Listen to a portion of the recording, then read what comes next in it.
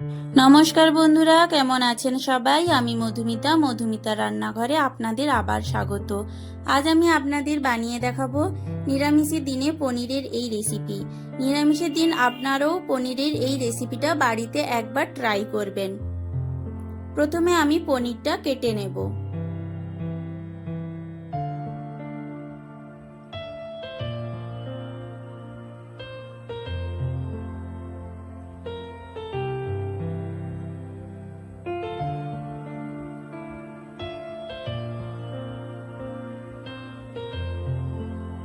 পনিরটা আমার কাটা হয়ে গেছে। আমি এইভাবে পনিরটা কেটে নিয়েছি।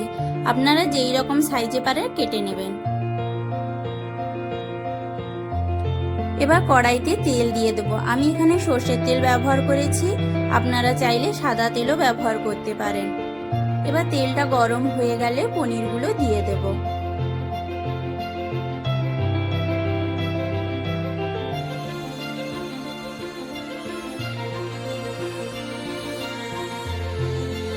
এবার পরিমাণ মতো লবণ দিয়ে দেব। পনিরের একটা সাইড ভাজা হয়ে গেলে অন্যদিকে উল্টে দেব।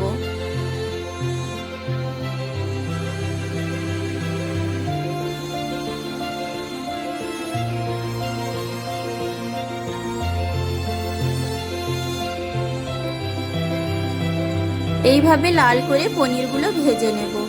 পনিরগুলো ভাজা হয়ে গেলে তুলে নেব। এখানে আমি আগে থেকে গরম জল করে জলে লবণ দিয়ে রেখেছিলাম, সেই জলে পনিরগুলো তুলে নেব, তাতে পনিরটা নরম থাকবে।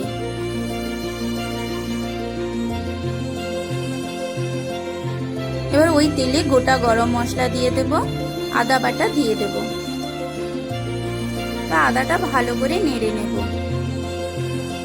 আদাটা ভালো করে নেড়ে নিয়ে হলুদ গুঁড়ো, লঙ্কা গুঁড়ো দিয়ে ভালো করে কষিয়ে নেব। ভালো করে কষানো হয়ে গেলে টমেটো কেচাপ দিয়ে দেব। আমি এখানে টমেটো কেচাপ ব্যবহার করেছি, না আপনারা চাইলে টমেটো পেস্টও ব্যবহার করতে পারেন। এবার আগে থেকে কাজু বাদাম আর চারমগজ বেটে রেখেছিলাম, বাটাটা দিয়ে দেব। এবার সামান্য পরিমাণ জল দিয়ে মশলাটা ভালো করে কষিয়ে নেব।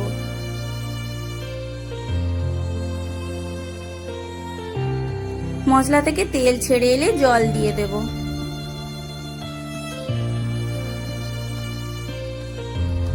ভালো করে নেড়ে আগে থেকে ভেজে রাখা পনিরগুলো দিয়ে দেব।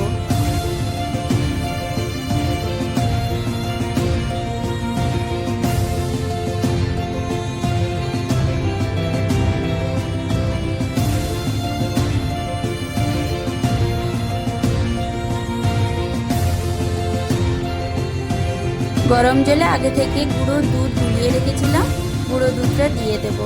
পরিমাণ মতো চিনি দিয়ে দেব।